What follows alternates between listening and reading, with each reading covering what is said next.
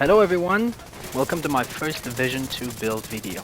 I'm not making a lot of videos for Division 2, but I absolutely want to clarify a few things before I go on. First off, I'm not one for clickbait titles. Second, I'll make sure to scope efficiently the one game situation this build may prove useful and the weaknesses of it as well. This game is all about balance, and I'd rather be as accurate as possible when the time comes to explain something. You'll see the build in action in a variety of situations, starting with a 4-man group to end on a 2-man / solo gameplay. This is a PvE build. I'm not a PvP player, so I don't know how it would perform in the dark zone or in conflicts. That being said, let's roll. Ever since I got my hands on the Chameleon, I was charmed by its stacking talent, only to stash the weapon due to its poor reliability at longer ranges. For real, this weapon is not accurate enough. I really wanted to make a build that makes this weapon shine better. I believe I have achieved that with this build here. I find this build very exciting when combined with the Dodge City Gunslinger holster. It's an exotic holster you get in the game. You see it in action here whenever I shoot my pistol out. Good thing to mention is that I do not have the damage numbers showing up on screen as I disabled them a year ago just for my gameplay. I didn't like those numbers showing up in front of my screen as I was going through the game, so a lot of the UI I have disabled like that. So basically you will also see at the end of the build right there the damage numbers showing up from the shooting range. So thank you for watching, and leave a comment below after the build if you think it's useful, or if you have any constructive criticism. I'm always open for it.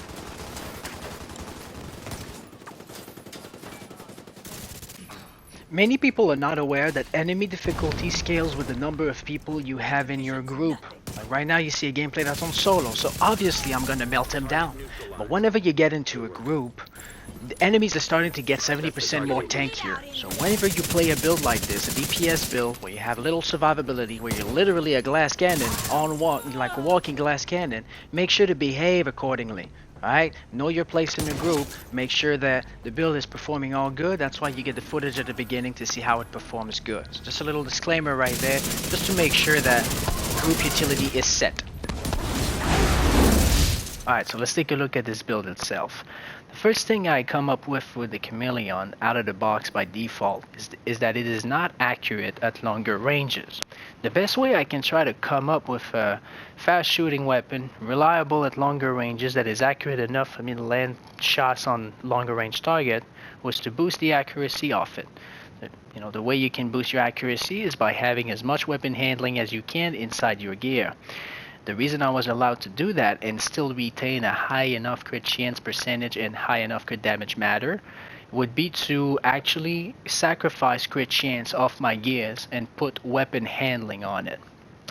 The reason is quite simple. The weapon itself already has a 24.5% crit chance cap on it. Like, the scope gives you 15% chance, and the attribute here, it's 9.5 chance on it as well. That's 24.5 flat out just by having a weapon in your hands. So I had no other choice with my DPS build but to sacrifice a few pieces of crit chance and come up with weapon handling instead. So that way I can keep my crit chance balance. The cap on crit chance being 60%, I'm just a little bit below under it. So that's quite about it. The weapon itself, 12.6% assault rifle damage, 21% health damage, which is maxed out crit chance 9.5%. Comes with stability here, accuracy here too, crit chance on the scope, and also the max, it's like 20 rounds. So those are the attributes for the weapon that are not changeable. It's an exotic. So for the gear itself, in my opinion, every DPS build that needs to stand out in terms of crits absolutely needs to respect that 5 out of 6 gear set recipe, which is 3-piece Providence, 1-piece Seska, 1-piece Grupo.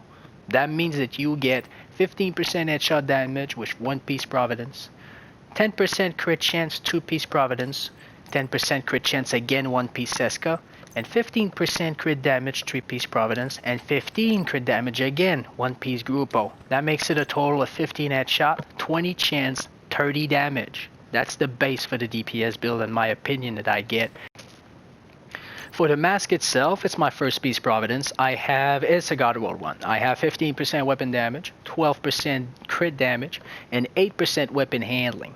I was lucky enough to roll it with weapon handling instead of crit chance, so I was able to put my 12% crit damage on there on recalibration, and I fitted a 10.8% crit damage mod on it. For the gloves themselves, this is my second piece Providence. I have 11.9 weapon damage, 10.6% crit damage, and 8% weapon handling. Again, no crit chance on the gloves. For the chest piece, this is my third piece Providence. I have 8.7% weapon damage. This can definitely be higher. I have maxed out weapon handling, maxed out crit damage at 12%, and I put a 10.5 crit damage gear mod on it. The talent that comes with it is Obliterate. Basically, critical hits increase total weapon damage by 1% for 5 seconds. It stacks up to 25 times. With this chest piece and this talent, the behavior is just like that. I needed a way to just increase my base damage as I shoot. Obliterate just does that. So I just get through my first mag and I see my damage going up like that. So that means also that if you don't make a crit within that 5 seconds, you lose that bonus. So those were the 3-piece Providence. I'm going with the Seska backpack I have here. It is a named backpack. It is the Devil's Due. I think it's a Dark Zone exclusive. I got mine off a named item cache, so it's not like I have a ton of them around that I can roll with good attributes. But I got lucky enough with this one. It's a Seska piece, 10% crit chance. I have 11.9 weapon damage as a core attribute on it. I have 4.9 crit chance. This is the only piece of gear that I have crit chance on as an attribute. I have maxed out crit damage. I fitted an 11.5 crit damage mod on there, and the talent of this named chest backpack is Perfect Clutch. If you're below 20% armor, your crits are going to repair you 2.5% missing armor. Basically, anytime you get below 20%, every crit you're going to do is going to help you fill that 20% armor back up.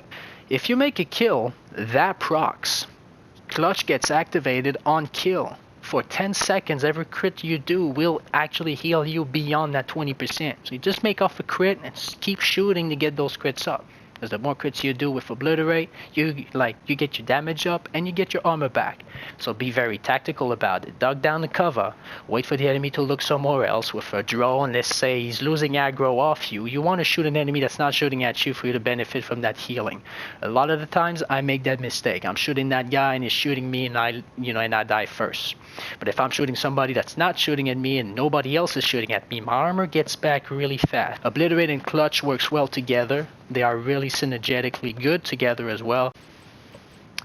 For the knee pads, this is the only piece Gruppo that I have. It rolls with 15% crit damage, 14.7% weapon damage on there.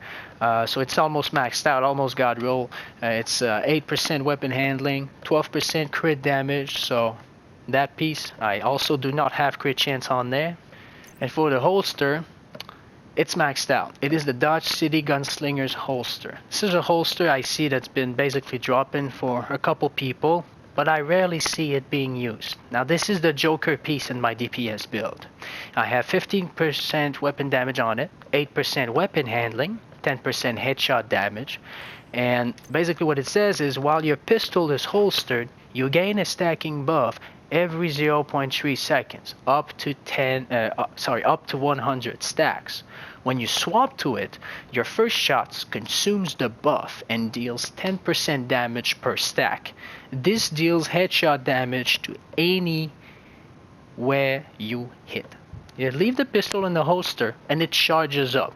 The longer it is, the more charges it has and the more damage you're gonna do. That means that you gain your 100 stacks for every 30 seconds. Simple. When you're going to shoot that bullet, then you're going to deal 1000% weapon damage. Now, you do need a pistol equipped, alright? And that's pretty much a requirement. But that first shot out of that holster, as you saw in the video, knocks so much and is so great to have as a good sidekick for a DPS build because you're not entirely reliant on your Chameleon.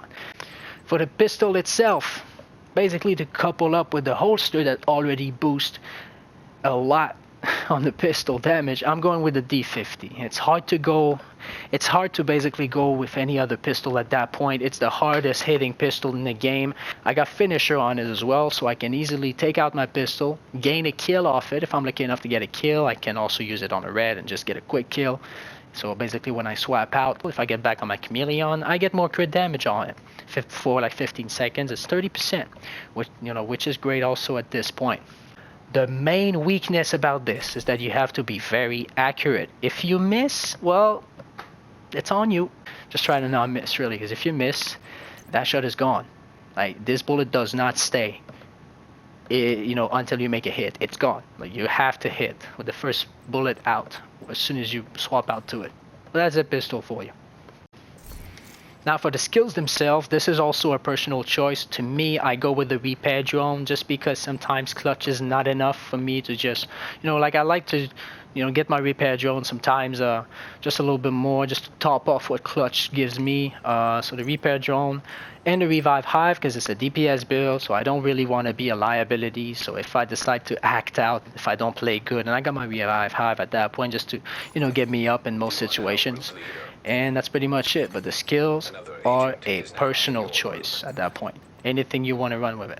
For the secondary weapon also, it's a matter of personal preferences. I went with the mop. The mop basically gives me armor back on kill. It's all about armor regen too at that point. You can go with any other weapon you want at that point. It's really up to you really what fits your build best or whatever you'd like to roll with it at that point. Really the core recipe of this build, it's really about the 3-piece Providence, 1-piece Seska, 1-piece Grupo, really, and that 6-piece is your Joker. It can be any other thing, mine is just a gunslinger holster. So much of a good add just to me to swap out my pistol anywhere I want, and that's pretty much it. So alright, so this is a build, but technically how much damage do you actually do with a pistol when you take it out? Right now you see the icon at the bottom of my weapon bullets account there.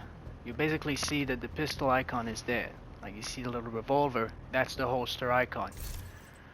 You have a little bar under it as well that just gives you the amount of stacks that you are. When that bar is full, the pistol's ready to be used. 30-second stacks is fully up, so 1000 weapon damage. Bam. Now this first bullet did 2.8 million. Now this is not a critical hit. Bingo. This was 9.5 mil. So thank you guys again for watching. Again, let me know what you think in the comments below. Give it a try, see what happens. Peace.